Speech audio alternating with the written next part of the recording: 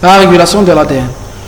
Donc on a terminé avec les caractéristiques de l'ADN, les caractéristiques de l'ARN, les acides nucléiques en tant que facteurs métaboliques, en tant qu'élément précurseur et impliqué dans la réplication du matériel génétique, dans la transcription du matériel génétique pour la formation des ARN M matures ou bien des ARN qui vont être utilisés avec cet ARN M, c'est-à-dire les ARN R, les ARN T. On a vu la traduction qui est l'utilisation, la transformation de l'information génétique en une information protéique. D'accord ? Maintenant, on va voir la régulation de toutes ces manifestations nucléaires ou bien la manifestation du métabolisme des acides nucléiques. La régulation de l'ADN.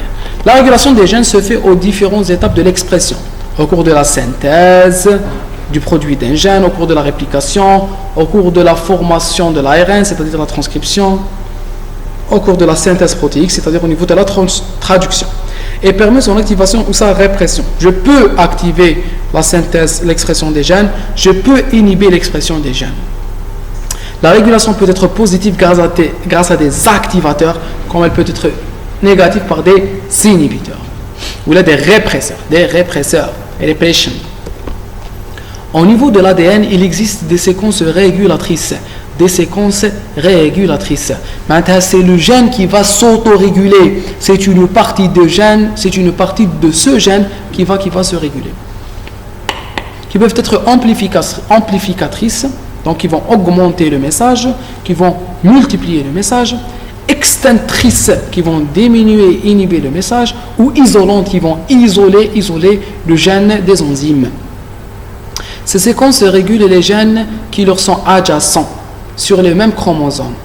D'accord ? C'est-à-dire qu'ils vont réguler les gènes présents en contiguïté. D'accord ? Qui sont présents sur la même chaîne d'ADN. On dit que ces séquences sont actives en 6. Ils sont actifs en série, en 6.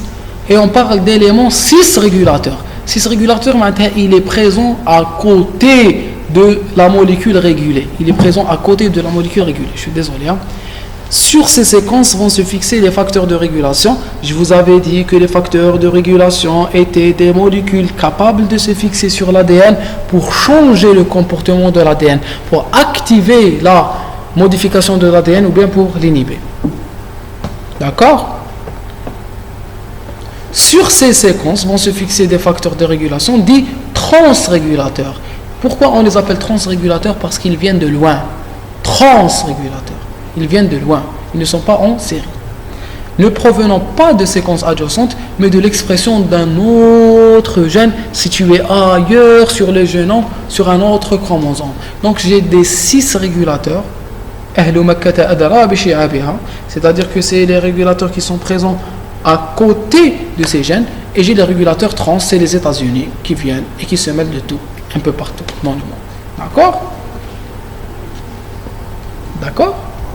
Régulation de l'expression des gènes dans la cellule prokaryote. Régulation de l'expression des gènes dans la cellule prokaryote. Au niveau transcriptionnel, la transcription est souvent régulée par des facteurs protéiques qui se lient à l'ADN. Donc j'ai des protéines qui vont venir au niveau de l'ADN et qui vont s'y fixer pour activer ou inhiber cette transcription ou cette réplication. Les gènes soumis à ces régulations sont impliqués dans différentes voies métaboliques. Premièrement, la régulation de l'expression des gènes impliqués dans le catabolisme. C'est quoi le catabolisme ? C'est la dégradation. Dans des voies cataboliques, le plus utilisé pour illustrer ce type de régulation est l'opéron lactose. C'est quoi un opéron ? C'est un ensemble de gènes qui sont transcrits en même temps pour réaliser une fonction commune. D'accord ? C'est une opération qui nécessite un opérant. D'accord ? C'est ça l'opéron. L'opéron lactose dans le génome d'Escherichia coli, qui est un exemple de gène inductible. C'est un gène inductible.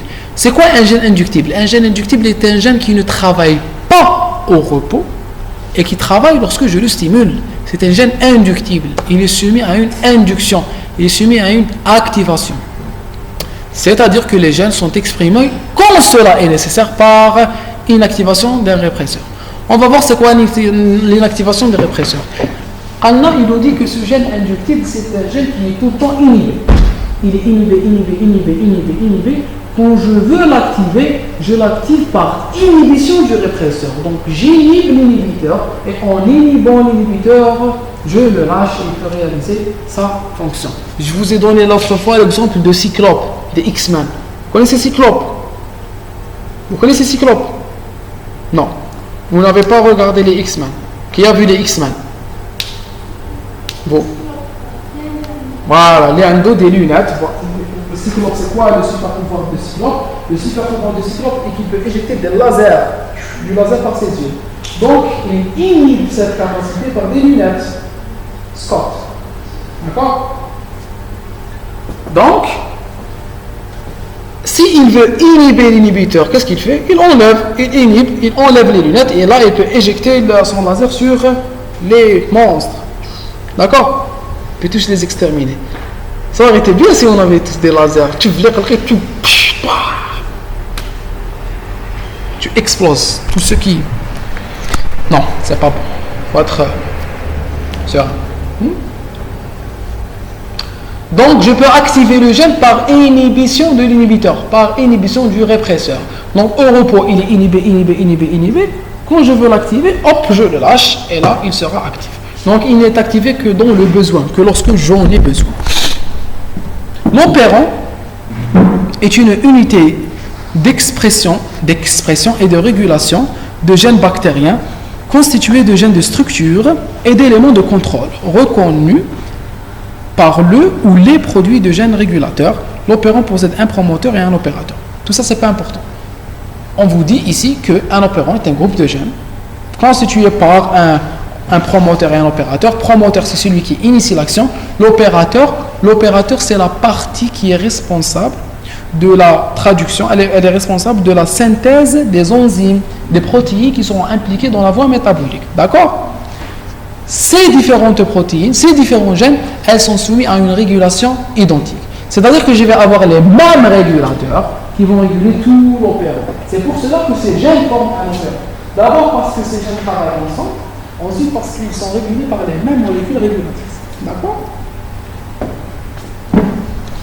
Au niveau de l'opérant lactose, on peut mettre en évidence 3 gènes de structure faisant partie d'une même unité de transcription. On parle alors d'une unité polycistronique. Pourquoi? Parce qu'il y a 3 gènes qui vont me donner 3 protéines différentes et qui vont être transcrits et traduits en même temps. Donc c'est une unité polycistronique. C'est une unité polycistronique. Plusieurs gènes qui seront transcrits et traduits en même temps. Les gènes LAC-Z, LAC-Y, LAC-A codant pour des protéines différentes. Donc ces 3 protéines, elles sont codées par 3 gènes qui seront transcrits dans le même ARNM et donc en même temps. Ce sont des unités polycistroniques. Le gène LAC-Z code pour la bêta-galactosidase. La galactosidase. Qu'est-ce qu'elle va faire? Elle va dégrader le galactose. Le galactose, il est formé par quoi? Il est formé... La bêta-galactosidase, elle va hydrolyser le lactose. Pour en donner le galactose et le glucose. Donc la molécule de lactose, le lactose contenu dans le lait maternel, est contenu dans le lait, le lactose il est contenu dans le lait. Quand je dégrade le lactose, j'obtiens du glucose et du galactose. Du glucose et du galactose. On a vu ça dans les galactosémies. Ne l'oubliez pas. Le gène LAC-Y code pour la bêta-galactoside et perméase. C'est une perméase qui permet l'entrée du lactose. Et le gène LAC-A qui code pour la bêta-galactoside transacétylase. Donc c'est une enzyme qui va acétyler la première enzyme. Grosso modo, ces enzymes, qu'est-ce qu'elles vont faire? Une protéine, c'est une perméase. Elle fait entrer le lactose et les deux autres, elles vont dégrader le galactose en lactose et en glucose. Donc l'activation de ces gènes, LAC-A, LAC-B, LAC-Y. C'est ça. Z, Y et A. Il y a le LAC-Z, le LAC-Y et le LAC-A. L'activation de ces gènes, qu'est-ce qu'elle va induire? Elle va induire une augmentation de la perméabilité de la bactérie au lactose. Elle va augmenter l'entrée du lactose et elle va aussi augmenter la dégradation du lactose qui sera transformé en galactose et en glucose. On est d'accord? L'expression de ces trois gènes, LAC Z, LAC Y et LAC A, va être une entrée massive du lactose et une transformation du lactose en galactose et en glucose. Galactose et en glucose. En absence de lactose, quand il n'y a pas de lactose dans le milieu, on a 5 molécules d'enzymes par cellule. 5 molécules. C'est-à-dire que ces molécules-là, les LAC Y, les LAC Z, quand on compte le tout, on aura 5 molécules d'enzymes. En présence de lactose, j'aurai 5000 molécules d'enzymes par cellule. Donc la présence de lactose va augmenter, va induire une augmentation de la quantité d'enzymes présentes dans la cellule. D'accord? L'augmentation du taux des enzymes, bêta-galactosidase, bêta-galactosidase perméase, l'expression de ces enzymes est régulée par les éléments régulateurs. Un élément actif en 6 qui est l'opérateur, un élément actif en trans qui est le répresseur, qui est le résultat du gène LAC1 et qui agit au niveau de l'opérateur. Donc le LAC1 va venir de loin d'un autre gène et il va inhiber l'opérateur. L'opérateur c'est un activateur, qui va activer l'opérateur. Oui. L'opérateur, c'est l'opérateur. Il a le promoteur et l'opérateur. Ils vont activer le promoteur, mais le promoteur, il va activer l'opérateur. Je ne suis pas très d'accord avec cette phrase. L'essentiel.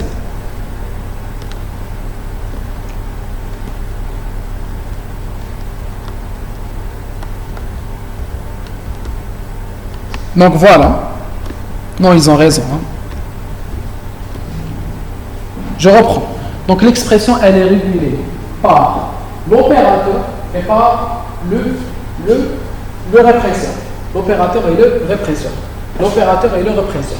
L'opérateur active l'expression des gènes. Vous vous concentrez s'il vous plaît, c'est très important. L'opérateur active l'expression des gènes. L'opérateur active l'expression des gènes. Like ZY et A. L'opérateur active l'expression de ces gènes. L'opérateur active l'expression de ces gènes. Le répresseur inhibe l'expression de ces gènes. Le répresseur inhibe l'expression de ces gènes. L'opérateur est un activateur en 6. C'est un régulateur en 6. Pourquoi? Parce qu'il est situé dans le même chromosome que les gènes de ces protéines. D'accord? L'opérateur est situé dans le même chromosome de ces protéines. Tandis que l'inhibiteur, le répresseur, c'est un inhibiteur en trans. Il est synthétisé dans une partie loin. Son gène, il est situé dans un autre chromosome. Regardez ici.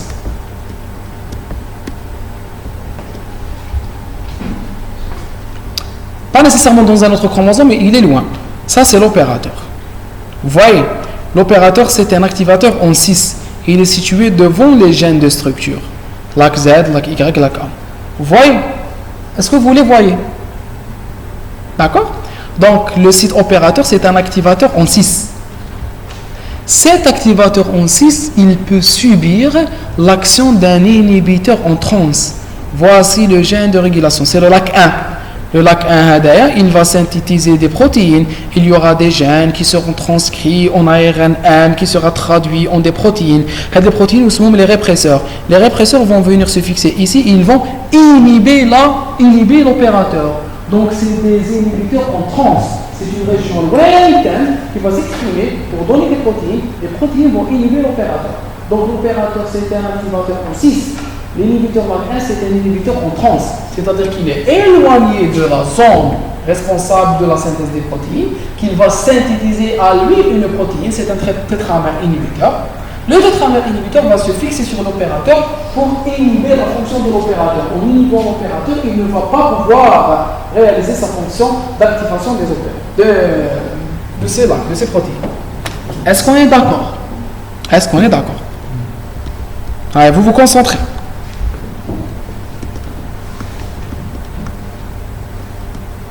Très bien. Donc on a terminé avec l'opérateur et on a terminé avec le LAC1. Le LAC1 est un inhibiteur en trans, l'opérateur est un activateur en 6. D'accord? Le fonctionnement de cet opérant lactose. En l'absence de lactose, lorsqu'il n'y a pas de lactose, le LAC1 est exprimé et elle entraîne la formation du répresseur tétramère actif qui se fixe sur l'opérateur. Donc, il n'y a pas de lactose, la cellule, la bactérie juge qu'elle n'a pas besoin de synthétiser les protéines qui sont impliquées dans le métabolisme du lactose.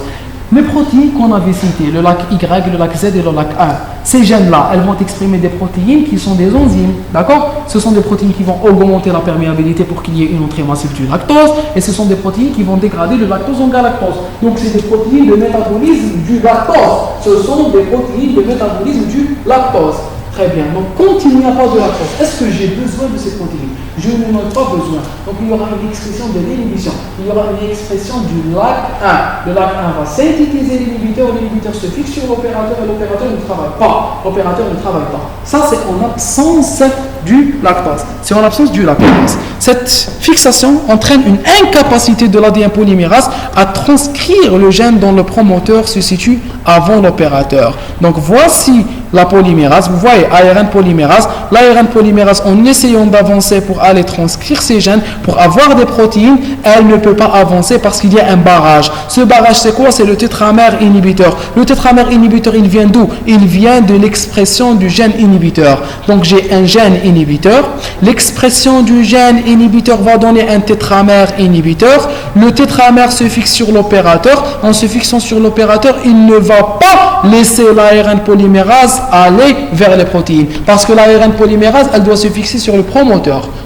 Après fixation sur le promoteur, elle commence à marcher. Et elle se fixe sur le promoteur, elle veut commencer à marcher, elle ne peut pas parce qu'il y a le tétramère inhibiteur qui lui dit stop, n'avancez pas, je vous inhibe. Pourquoi? Parce que je suis un tétramère inhibiteur et je suis le résultat de la transcription de l'ADN du LAC1 qui est un LAC inhibiteur.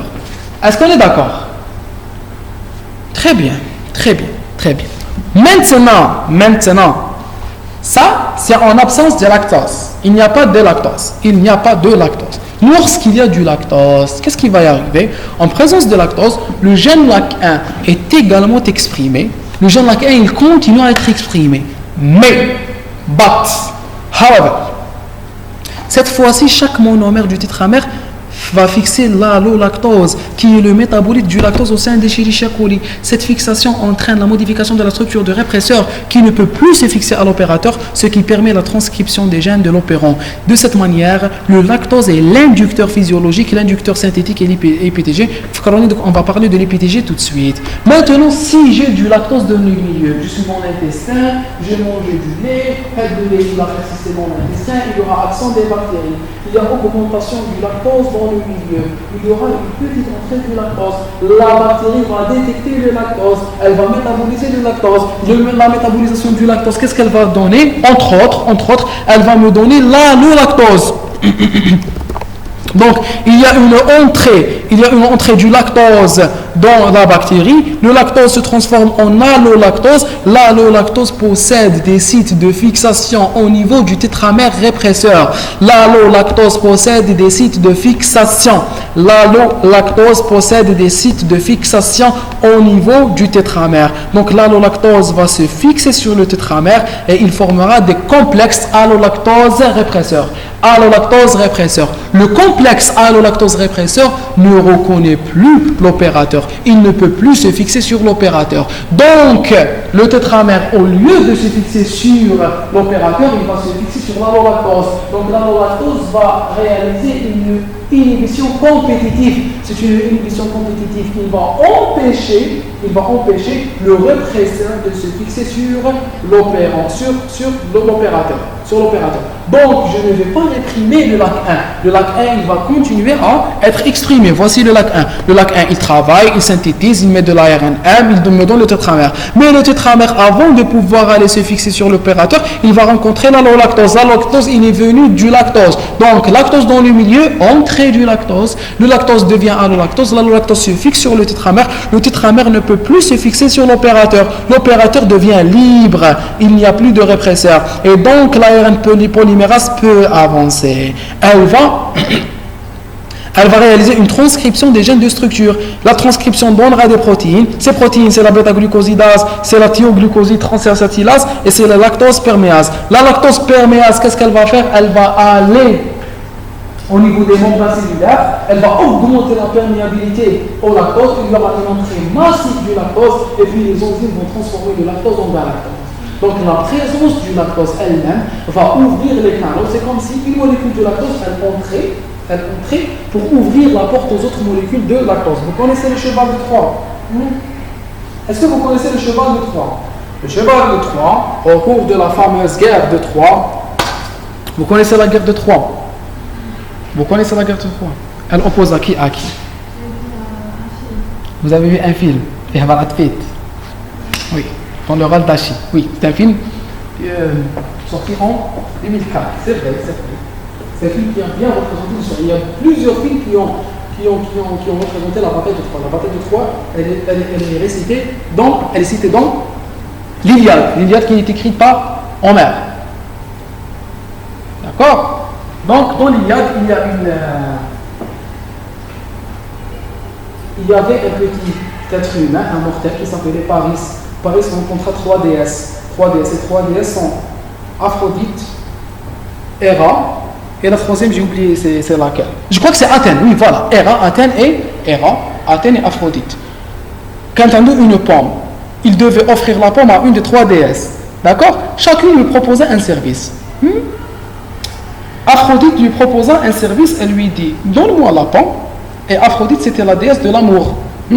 Chez les Grecs, c'est la déesse de l'amour. Donc, donne-moi la pomme et je rendrai amoureuse de toi la plus belle femme de la terre. Donc, il lui a donné la pomme. Et comme ça, elle lui a réalisé son vœu. La plus jolie femme de l'univers, de la terre, fut amoureuse de lui. La plus jolie femme, c'était la femme de Ménélas. Elle s'appelait Hélène. D'accord? Ou Ménélas, c'était le frère de Agamemnon. Agamemnon, c'était le roi de la Grèce. Donc, les Troyens sont partis en Grèce. Paris, il vola Hélène, parce qu'Aphrodite l'a rendue amoureuse de lui. C'est pire que l'opéra en Grèce. Bref, donc Hélène fuit avec Paris. Elle fuit, avec Paris. Ménélas d'Arclou, et bien, les Grecs sont allés vers Troie. Les Grecs, les 40 tribus grecques sont partis pour Troie, pour récupérer Hélène et bon, c'était un prétexte. Troie était une ville somptueuse, ils l'ont détruite. Très bien. Les Grecs ont perdu la bataille de Troie. C'était un peu impossible d'entrer à Troie. Jusqu'au jour où Odysseus avait eu une idée. Il a vu un homme qui me suit du film. Il fabriquait un jouet à son enfant. Avec le jouet, il était sous forme d'un cheval. Alors il eut la fameuse idée de leur dire classe, on fait la paix, on vous offre un cheval en guise de paix. D'accord? Le cheval, c'était un cheval dans lequel les plus vaillants guerriers grecs étaient entrés. Achille, Ulysse,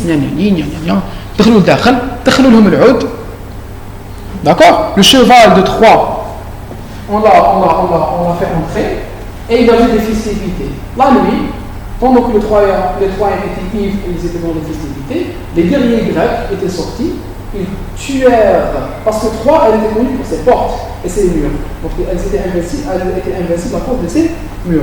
D'accord? Donc ils entrèrent à Troie, ils ouvrirent les portes et les Grecs entrèrent et ils ont détruit la ville de Troie. D'accord? Voilà. C'est un peu moche. Mais c'est ça. La guerre de Troie, c'est au cours de cette guerre que Achille tua Hector, parce que Hector tua Patrocle, parce que Hector croyait que c'était Achille, parce que Patrocle ressemble à Achille, c'était son cousin, mais il était trop petit. Donc Achille le tua, et c'est la fameuse scène où Achille prenait Hector et il le tira dans son char de Troie jusqu'au camp à la plage. Bref, ce n'est pas important. Le plus important, c'est que grâce au cheval de Troie, de petites molécules grecques, d'accord, ont réussi à ouvrir les portes pour que l'armée grecque entre. Donc il y a eu de petites molécules de lactose qui sont entrées et qui ont ouvert les portes.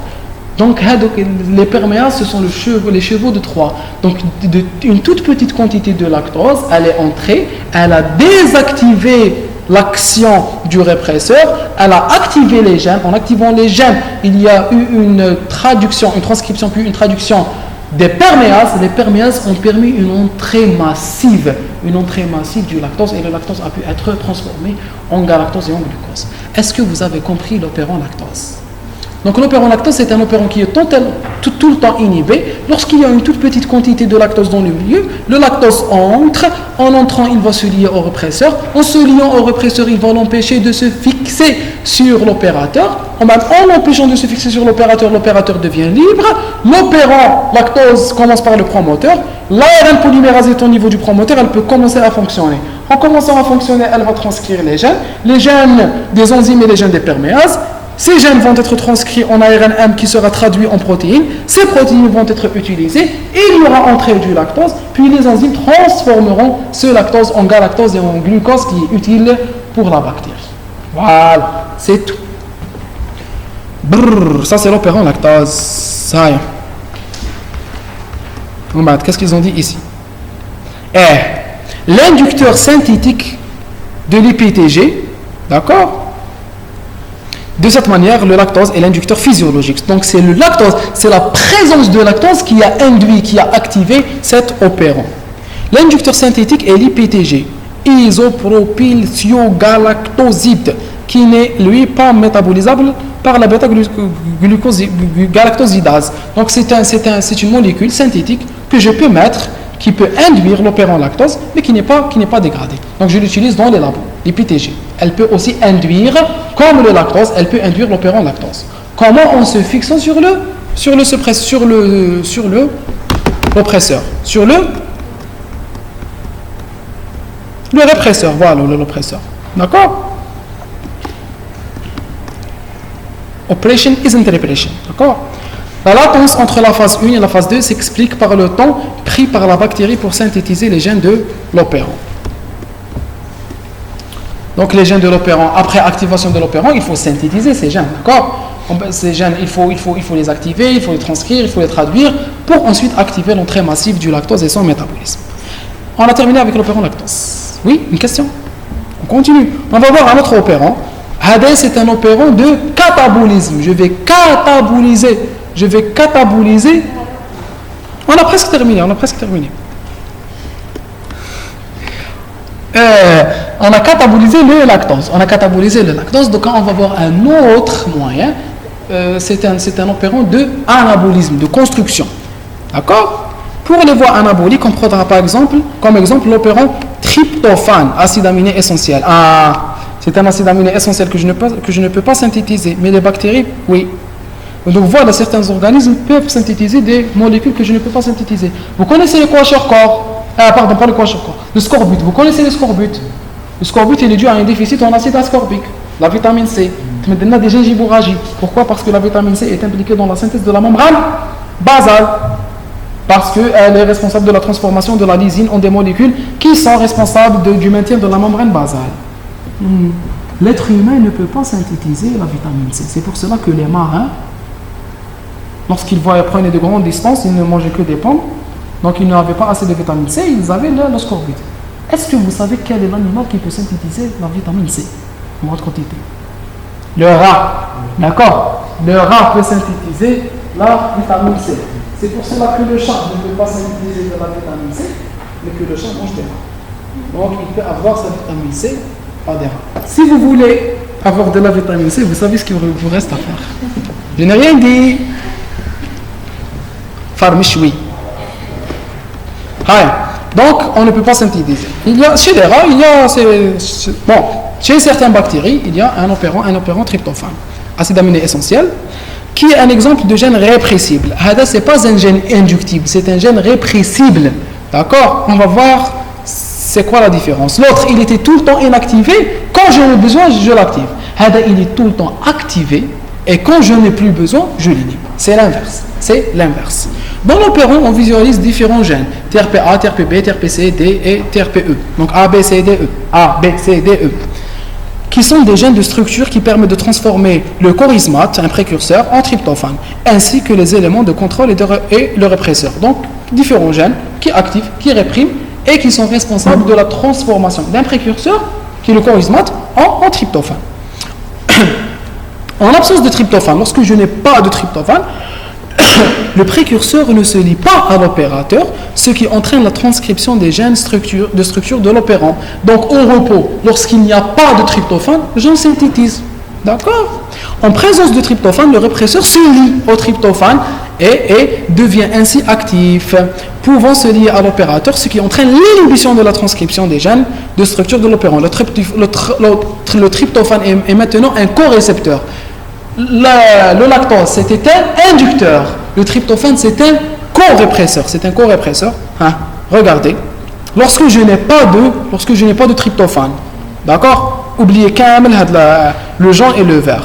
Donc il y aura une ARN polymérase, elle va polymériser ces protéines. Ces protéines, low levels of tryptophan, ces protéines, elles vont synthétiser du tryptophane. Vous voyez, tryptophane, ARNM. Donc je vais synthétiser moi-même le tryptophane.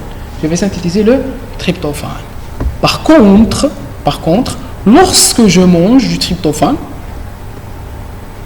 donc voilà, lorsque je synthétise du tryptophane, ou là, je synthétise une quantité trop importante de tryptophane, ou là, lorsque je mange du tryptophane, je consomme du tryptophane, il y aura une augmentation du tryptophane. Le vert, c'est le tryptophane. D'accord? Donc le tryptophane, il va se lier au répresseur. En se liant au répresseur, il va reconnaître l'opérateur. D'accord? L'autre fois, le répresseur, il reconnaissait l'opérateur quand il était libre. Donc c'est l'inverse, tout est inversé. Là, il reconnaît l'opérateur lorsqu'il est lié à la tryptophane. Donc c'est la présence du tryptophane qui va créer le complexe tryptophane-répresseur. Le complexe tryptophane-répresseur devient complémentaire avec l'opérateur. Il se fixe à l'opérateur et il empêche l'ARN polymérase d'aller vers les gènes et de les transcrire. Donc la présence du tryptophane inhibe la synthèse du tryptophane. Voilà, on a terminé avec l'opérant. Au niveau traductionnel, donc au niveau de la transcription. Au niveau de la traduction, la régulation au niveau traductionnel est peu utilisée chez les prokaryotes. Les gènes sont organisés en opérants. Un excès de celle-ci entraîne l'inhibition de leur propre traduction. Donc quand j'ai une augmentation de certaines protéines, il y a une inhibition de leur traduction. Régulation de l'expression des gènes dans la cellule eucaryote. Maintenant, on va voir chez la cellule eucaryote, on a terminé avec les prokaryotes. Dans les organismes multicellulaires, on va passer très rapidement, c'est des textes à lire.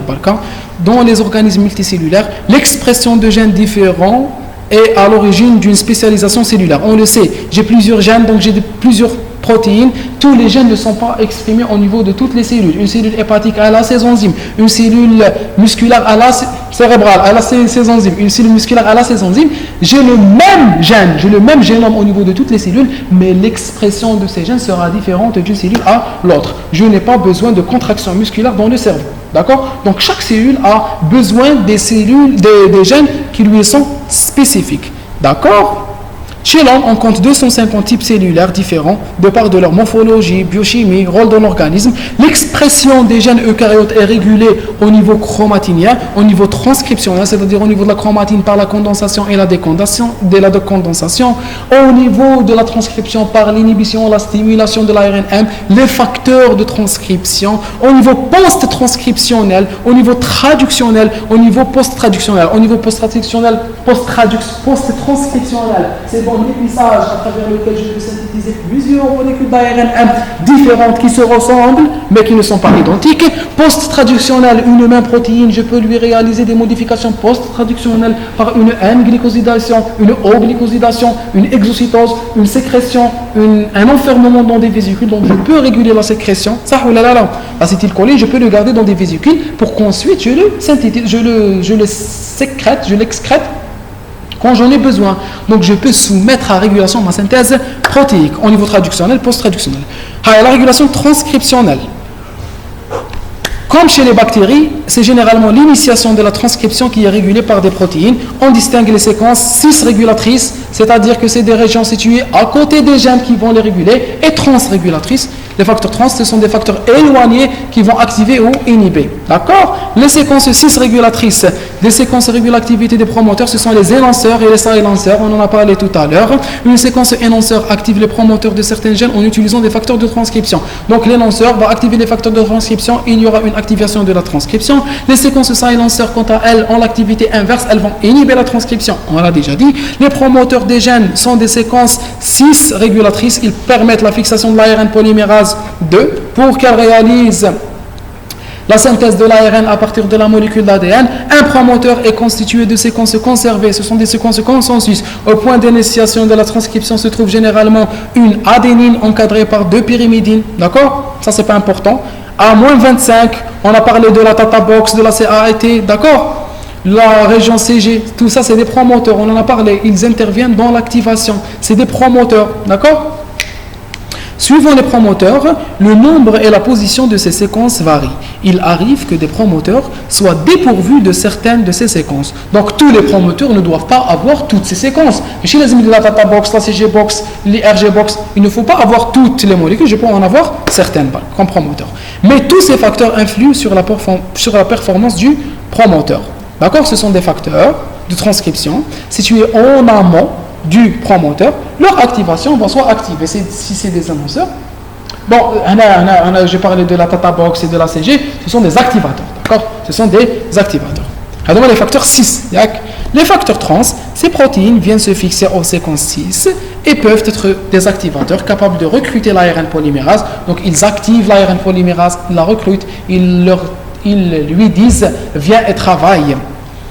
Et le complexe protéique nécessaire à la transcription, ou bien des enzymes capables de modifier les nucléosomes, ou encore des répresseurs empêchant la fixation, entre autres, de l'ARN polymérase. Donc ils peuvent être activateurs ou bien inhibiteurs. Régulation post-transcription maintenant. La régulation de l'expression des gènes peut se faire en modulant la modification post-transcriptionnelle, et donc stabilité des ARNM. Elle consiste en un ajout de la coiffe, on a parlé de la coiffe, on a parlé du polyadénylate, on a parlé de l'épissage. Voilà. Ils sont en train de parler de ça, la polyadénylation et l'épissage.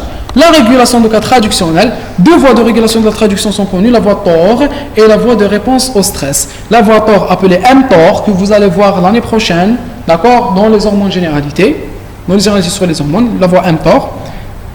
M, c'est à cause des mammifères TOR, d'accord, repose sur la protéine TOR, target of rapamycine, qui contrôle la croissance cellulaire et le métabolisme. La voie mTOR, elle est impliquée un peu partout dans le métabolisme, dans la croissance cellulaire. Dans les réponses qui dépendent des facteurs de croissance, dans les réponses qui dépendent de l'insuline, j'ai la mTOR qui intervient, d'accord. Ces 2 voies, contrôle de la croissance cellulaire et du métabolisme, ces 2 voies adoptent l'activité des gènes à l'environnement et aux signaux extracellulaires. Par exemple, des hormones, voilà, hormones ou nutriments, hormones comme l'insuline, hormones comme les facteurs de croissance et en nutriments. Donc, elles changent le fonctionnement de la cellule selon les nutriments qui sont présents, selon les hormones qui sont présentes. Elles reposent sur des réactions de phosphorylation de protéines, des activateurs ou des inhibiteurs de gènes. On a vu l'insuline causait la phosphorylation de la phosphatase devenait active, la phosphatase déphosphorylait la glycogène synthase devenait inactive. Donc, ces voies de phosphorylation et de déphosphorylation, elles dépendent aussi de la voie des mTOR. D'accord? Ces gènes permettent de détruire, elles reposent sur des classes. Ces gènes permettent de détruire des protéines anormales produites à cause du stress, les protéines de stress, de stimuler les enzymes antioxydants comme les antioxydants à l'intérieur de la cellule, le glutathion, d'éliminer les constituants endommagés par le stress et de remplacer par des protéines et de remplacer les protéines anormales. D'accord? C'est-à-dire que je vais essayer de moduler les protéines oxydées, les oxydants, je vais les désoxyder, un effet antioxydant, j'élimine les protéines anormales, je répare la membrane. Tout ça, c'est des mécanismes de défense et de réparation de mon organisme. Si le stress se prolonge, la cellule subit une apoptose. Donc, si elle ne peut pas se défendre, elle se tue, la cellule. Des micro-ARN sont également impliqués dans la régulation traductionnelle. Se liant à des ARN messagers, ils bloquent leur traduction. Donc, je peux aussi par des micro-ARN. Ces micro-ARN vont se fixer sur l'ARN 1, ils vont empêcher sa traduction. C'est des mécanismes de régulation. Modification des nucléosomes, un autre mécanisme. Mais allez, on continue. il ne reste pas beaucoup. La méthylation, c'est clair, ou la modification du nucléosome, on va voir. C'est des textes, d'accord. Chez les eucaryotes, la chromatine peut se présenter, on a tout fait, d'accord. Peut se présenter sous forme d'hétérochromatine, qui est de l'ADN condensé, on l'a déjà dit ce matin, d'accord, autour d'un octamère d'histone, formation de nucléosome, et deux chromatines, c'est de l'ADN décondensé. Seules les séquences de chromatine sont exprimées, on l'a déjà dit. L'hétérochromatine rend impossible la transcription parce que cette compactation ne laisse pas possible l'accès aux enzymes. D'accord. Typiquement, les séquences télomériques et centromériques sont sous forme d'hétérochromatine. On l'a déjà dit parce qu'elles sont impliquées dans la division et elles sont impliquées dans la défense. Les centromères dans la division et les télomères dans la défense. Ces régions contiennent peu ou pas du tout de gènes. Des enzymes recrutées par des activateurs sont capables de modifier des histones en ajoutant ou en retirant des groupes chimiques. Ainsi, les histones acétylases que vous avez vu dans le cours de cytologie ajoutent des groupements acétyles, ce qui active les gènes. Donc, l'acétylation des histones active les gènes. Ça, c'est important. L'acétylation des histones active les gènes. L'acétylation des histones active les gènes. Des répresseurs effectuent l'activité inverse. Ils recrutent des modificateurs d'histones comme les histones désacétylases, capables de désacetyler les histones. Elles modulent ainsi l'accessibilité du gène par les enzymes de transcription. Ce mécanisme consomme de l'ATP. Donc l'acétylation des histones active les gènes. L'acétylation des histones active les gènes. La désacétylation inhibe les gènes. Les désacétylations peuvent permettre de maintenir des portions d'ADN à l'état silencieux parce qu'elles les inhibent. Et cette condition peut s'étendre à de plus larges segments car les enzymes de modification sont préférentiellement recrutées sur des portions déjà maintenues dans cet état. Et cette condition peut s'étendre à de plus larges segments car les enzymes de modification sont préférentiellement recrutées sur des portions déjà maintenues dans cet état. C'est-à-dire que j'ai des portions d'ADN, d'accord, je peux les inhiber comment? En les désacétylant et je peux les maintenir comme ça pour maintenir l'inhibition. D'accord. D'autres enzymes influent sur l'activité des gènes en méthylant, c'est-à-dire en ajoutant des groupements méthyl, comme pour l'ADN, ce qui inactive la chromatine, ou en phosphorylant. Donc la méthylation de l'ADN la désactive, ou en la phosphorylant, c'est-à-dire en ajoutant des groupements phosphates, les histones, ce qui inactive également les gènes, ou encore la polyadépéribosylation. Tout ça, c'est des molécules que je peux ajouter ou enlever. Si j'ajoute à l'ADN des groupements méthyl, je vais la désactiver. Si j'ajoute des phosphoryles, si je phosphoryle les histones, je vais les désactiver. D'accord? Si je acétyle les histones, je les active. J'active les gènes. Acétylation, activation. Phosphorylation, désactivation. Ça, c'est pour les histones. Pour l'ADN, je peux méthyler l'ADN pour le désactiver. Je peux méthyler l'ADN pour le désactiver. Donc la méthylation de l'ADN induit sa désactivation. La méthylation de l'ADN induit sa désactivation. La phosphorylation des histones induit son inactivation, aussi sa désactivation. Et la acétylation des histones induit l'activation des gènes. Donc acétylation, phosphorylation, méthylation. Acétylation, phosphorylation, méthylation. Acétylation, phosphorylation, méthylation. L'acétylation des histones induit leur activation. La phosphorylation des histones induit leur inhibition. Et la méthylation de l'ADN induit son inhibition. Très bien. Il existe une hérédité épigénétique due à la modification des histones. En effet, l'état de modification épigénétique des histones est transmissible, ça c'est pas important.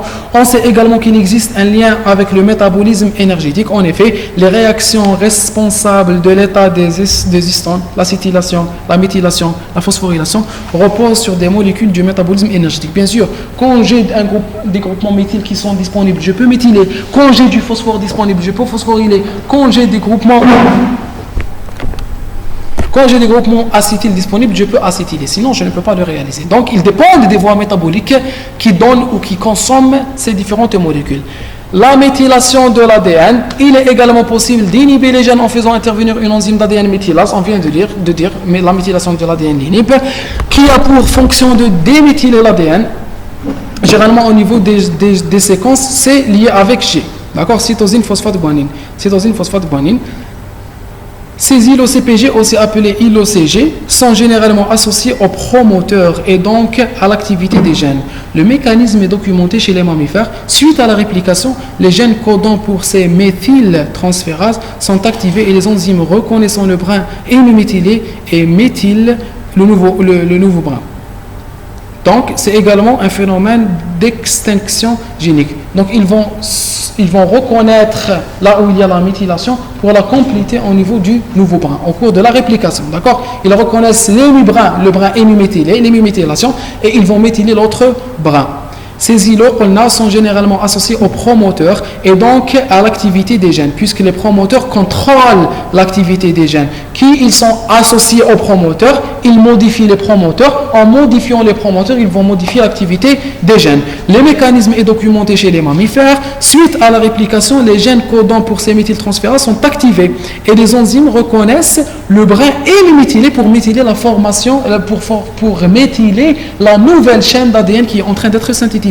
Donc ils reconnaissent un brin qui est déjà méthylé et ils vont méthyler un nouveau brin qui est synthétisé. C'est également un phénomène d'extinction génique puisque la méthylation de l'ADN va induire son inhibition. Donc je prends un ADN qui est méthylé, je synthétise un nouveau brin pour cet ADN et ce nouveau brin je le méthyle lui encore pour l'inhiber.